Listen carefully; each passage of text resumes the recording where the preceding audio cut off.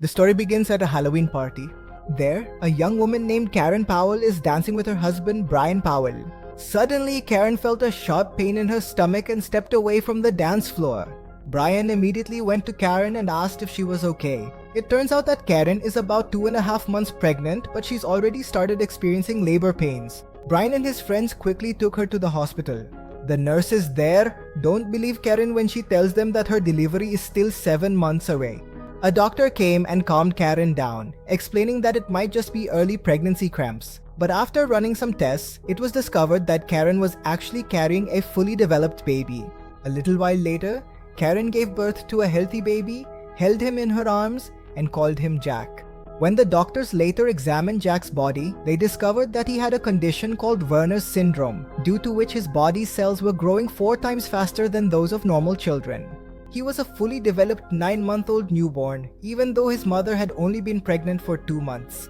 The doctor reassures Jack's parents that he is completely healthy and in good condition. He explained that nature has given every human an internal clock, according to which our bodies grow. It's just that Jack's clock runs 4 times faster than others. This disease is so rare that there is no cure for it. But the doctors estimate that if the child keeps growing at this rate, he will turn into a 40-year-old man by the age of 10. Karen and Brian don't know what to do. We see that just as the doctors had said, Jack grew very quickly, and by the age of 10, he looked like a 40-year-old man. However, despite his appearance, Jack was still a child at heart. His parents didn't let him step outside the house out of fear that other children wouldn't accept him and would make fun of him. It's a bit strange because he could have easily scared those kids away or beaten them up. The neighborhood kids who had only seen glimpses of Jack through the window thought he was a child-eating monster. Lawrence Woodruff is Jack's teacher, who comes to his house every day to teach him. One day while he was trying to teach Jack, Jack kept getting distracted by the children playing outside who were trying to catch a glimpse of the 10-year-old big kid. To scare them, Jack throws a toy that looks like a human eye out the window towards them. After this, his teacher makes him sit down to study again, but he senses a strange sadness in Jack's eyes. After class, he advises Jack's parents to start sending him to school because he feels very lonely at home, but Karen didn't agree with this suggestion. Woodruff explained to her that they could talk to the school principal and prepare the other children in advance for Jack's arrival, so that it would be a little easier for Jack to fit in there. But despite all this, both of them did not agree. In the evening, Jack and Karen were playing tag in the house, after which Jack asks his mother if he really is a monster. He says that he heard the neighborhood kids talking about him during the day, but Karen lovingly tells him that he is just as normal as any other child his age. Then before going to bed, Karen and Brian wonder if they should really send their son to school. Just then, Jack came into their room and insisted on sleeping with them because he had a very scary dream. The next day, they told Jack that he would be going to school for the first time today. He eagerly shaved his beard and got dressed, ready to go. Karen packed his lunch and they set off for school. There, they met the school principal. The principal introduced Jack to his teacher, Miss Marquez. He entered the class shyly and stood in front of his classmates. He noticed that the kids he had scared away yesterday were also in his class. Miss Marquez introduced him to everyone and asked him to take a seat. Jack sat down at his seat, but it was quite small for him. While trying to fit into the seat, he fell down. The whole class started laughing at him. He was given a bigger chair too, but even that broke under his weight, and the kids laughed at him even louder. Even during recess, he was completely alone on the playground. All the kids were staring at him in amazement.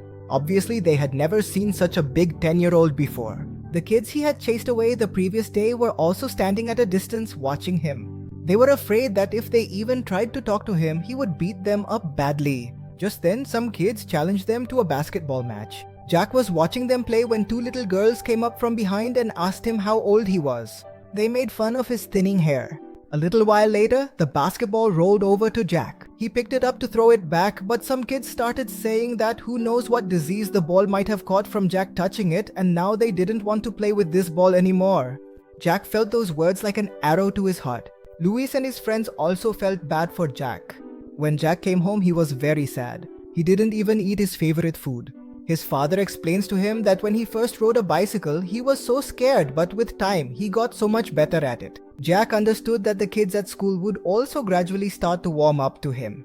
The next day during recess, Jack crawled into a tunnel to eat his lunch. Since there was no one to sit and eat with him, his teacher, Miss Vasquez, felt bad for him and went over to keep him company. In today's basketball match, Luis's team was one player short, so he invited Jack to play with them. At first, Jack didn't understand what he was supposed to do, but as the game went on, he ended up scoring the most baskets and Luis's team won for the first time. During one class, Miss Marquez asks everyone to write in their homework about what they want to become when they grow up.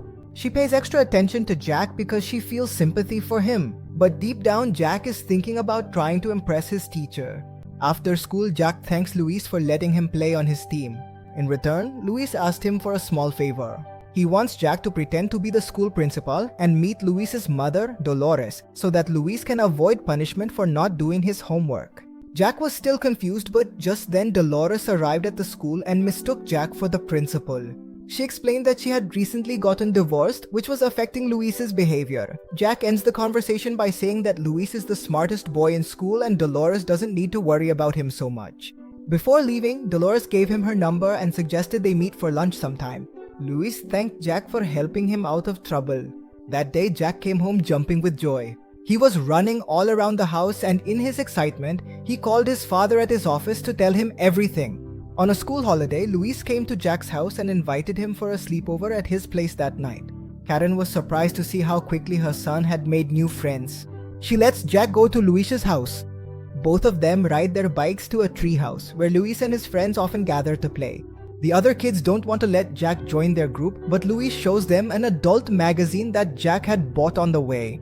Seeing this, everyone agrees because since Jack looks 40 years old, he can do things that the others can't. For the first time, Jack had a fun time with kids his own age. Meanwhile, on the other hand, Karen was missing her son a lot because for the first time in 10 years, he had gone out like this. Brian found her sitting inside a box, the same one Jack often used to play in. He explains to her that it's actually a good thing that their son is growing up. The next day at school, all the kids have a class picture taken for the yearbook. Gradually, everyone started to like Jack. They would have fun in the treehouse almost every day, celebrate festivals together, and Jack could even buy adult magazines for them. One day, Jack brought Woodruff to show him the treehouse too, but the treehouse couldn't bear the weight of so many people and collapsed. As time passed, Jack continued to grow older. His hair started to fall out, so he used a black-colored gel to hide it. All his classmates had already submitted their essays about what they wanted to become when they grew up, but Jack still hadn't been able to write anything. A girl said that she wanted to get married by the age of 28, but when Jack did the math, he realized that by the time he was 28, he would be 112 years old. In the end, he decided that all he wanted to do when he grew up was to stay alive. After class, he asked Miss Marquez if she would be his dance partner.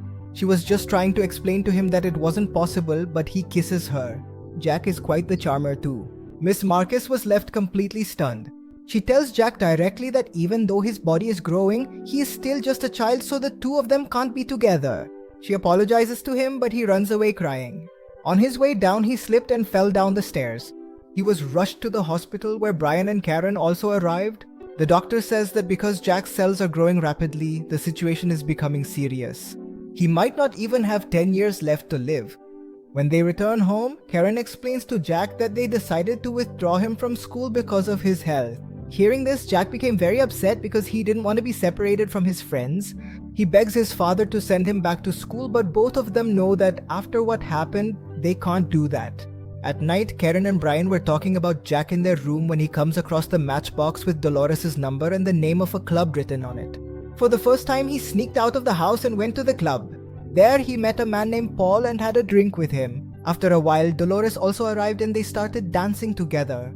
Dolores tries to seduce him, but Jack remembers that no matter what, she's still his friend's mom. He quickly pulled back, but accidentally bumped into a man. That man was completely drunk and started a scuffle with Jack.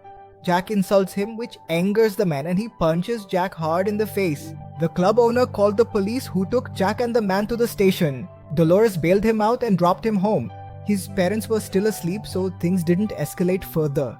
It's been 2 weeks since that incident. Jack now sits in his room feeling sad. His friends come to see him every day, but he never leaves the house. Karen invites Woodruff over, thinking that maybe he can convince Jack to come out of his room. Jack told Woodruff that he has no interest in learning things he'll never get to use in life because he won't be alive that long anyway. A little while later, we see that Lewis has brought his entire class outside Jack's house. Seeing everyone playing, Jack came out of his room and told his mom and dad that he wanted to go to school. They let him go because at least by going to school he would be happy. All the kids in his class were very happy to see him. We see that 7 years later, Jack and his friends are at their high school graduation. With white hair and wrinkles, he has become quite old. Upon graduating, he says that life is very short, so with the breaths we've been given, why not live our lives in the most wonderful way possible? Subscribe to the channel to watch more videos like this. Turn on the bell notification. See you in the next video.